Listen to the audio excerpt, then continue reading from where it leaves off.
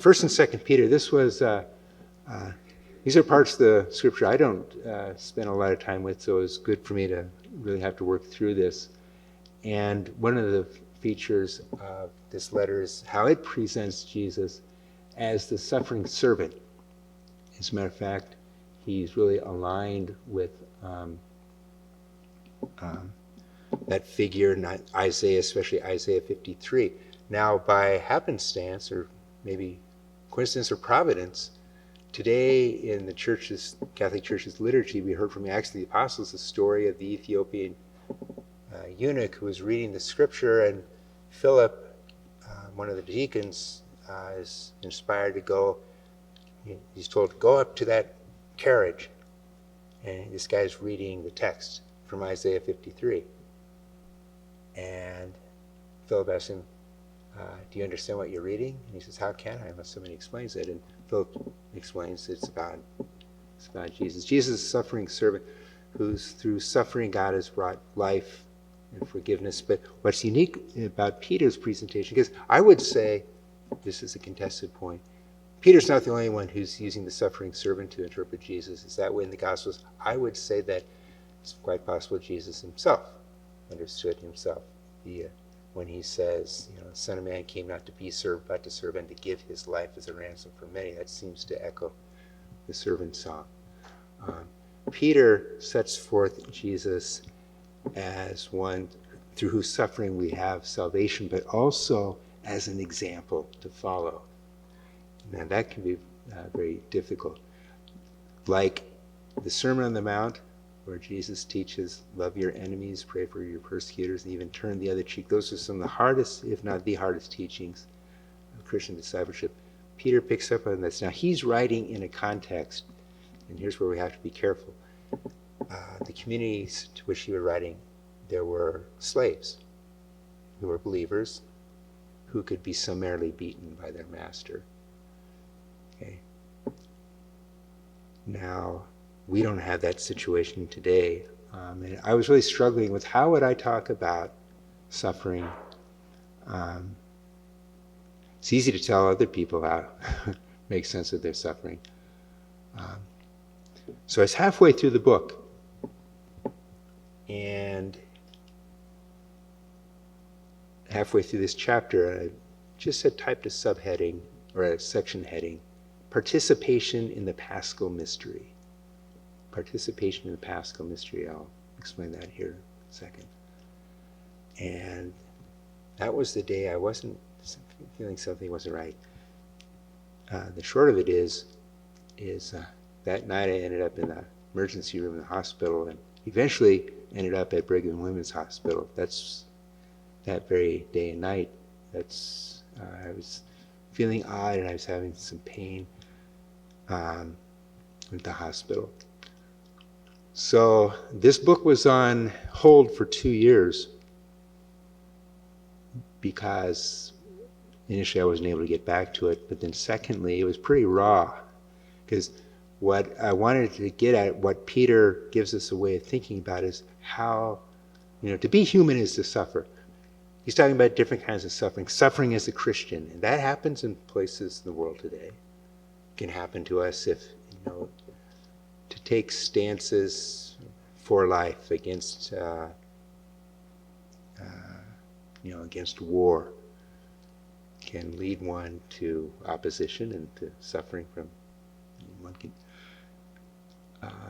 But to be human is also to suffer diminishment, illness, relationship wounds. Peter gives us ways of thinking about how we can find meaning in suffering by aligning them with Jesus, or offering them to God as Jesus offered his sufferings, so offering our sufferings. And I want to tell a quick story with Dr. Smith, because he knew I was a priest, he knows I was a Catholic. When I went with Father Boughton to see Dr. Smith to go over the biopsy, we had a sense of what we were dealing with, but this was the day he found out. And he asked me a question that I found kind of peculiar. He said, in the Catholic Church, how is it that people become saints? And it took me a little while to figure out what he's getting at, but basically what I eventually realized, I think Michael helped me to realize, I'm going to need a miracle if I'm going to be healed. And so Michael asked me in the car coming, I mean, he also assured me, Dr. Smith that is, that I was going to get the best care and the best shot. He sent me to Dr. Ricky as part of that in my treatment, and here I am almost 3 years later, living proof that I'm getting very, very good care.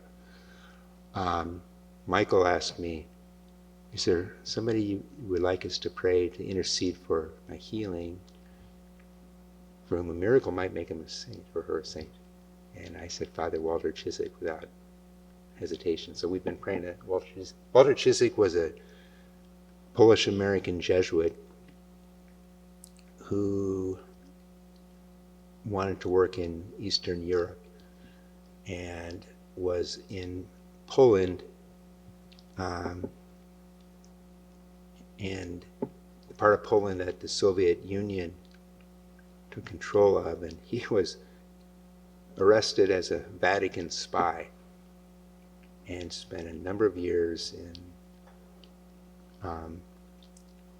isolation in Lubyanka, terrible prison in Moscow, and then was shipped out to Siberia and had to work in the gulags. And he was a strong guy, physically strong. He wrote about this. He wrote a book called With God in Russia, and then he rewrote that in a book called He Leadeth Me, in which he really just reflects upon how he processed this whole thing spiritually.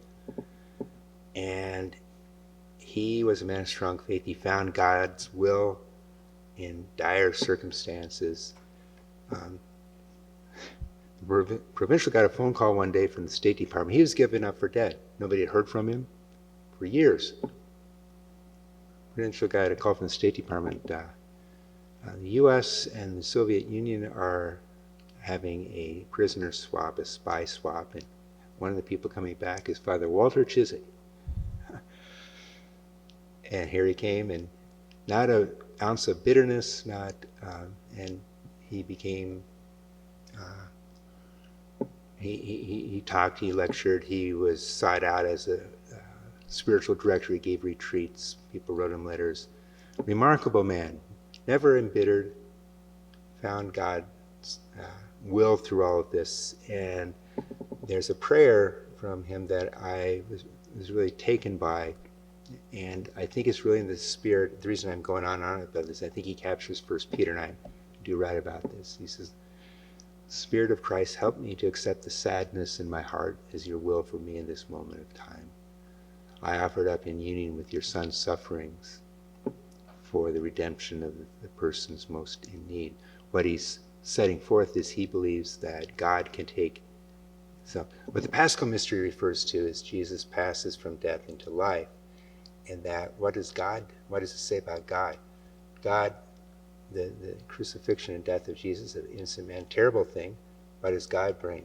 God brings salvation, forgiveness of sins. He raises Jesus from the dead, vindicating what Jesus had revealed throughout his life. And it's the power of God, power of life over death.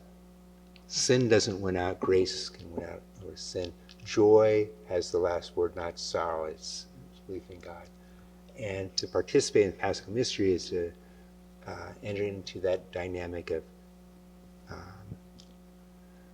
trusting in God to bring life out of death, but also offering one's sufferings in union with Jesus. And that's been very helpful to me personally. I mean, I can't say I suffer a lot. I'm in no pain. I'm getting the best care in the world. I remember, I meant to say this earlier, there's a great Jesuit, Father Robert Manning, who was the president of Western Jesuit School of Theology. He himself was diagnosed with cancer. And I remember him saying more than once to me, Tom, Boston is a great city in which to get sick. And he would, believe me, I know that now. Best care in the world. But still, when faced with a kind of a devastating diagnosis and prognosis, I found a lot of meaning, and Peter, I think, leads us to that. Peter also, I'll go a little more quickly here, he refers to Christians as living stones built on the cornerstone that is Christ, and then he refers, alluding to the passage from the Exodus scene of the priesthood of the people, and Lumen Gentium not only picked up on Hebrews, then we were a pilgrim people, but also that all people baptized are baptized in priesthood. It's distinct from the ordained priesthood. They're complementary, but it's from Peter that we get the dignity of all Christians as participating in priesthood. The word sanctification appears throughout this. Sanctification refers to being made holy and living out of that holiness. It's been suggested that this writing is a baptismal homily. I'm not sure if that's the case or not, but it does set forth a way of imitating Christ, participating in the Paschal mystery. And part of that is Christ's example as a suffering servant. And this, again, one has to be careful, because we're not talking, people who are being abused, we ought not to say, just suffer, suck it up.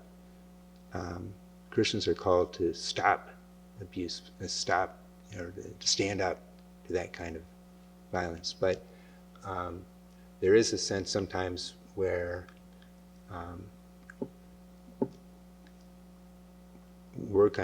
we might be opposed, and violence begets violence. And what Jesus teaches, the only way to stop violence is for somebody to resist it in peace, peacefully, not to strike back.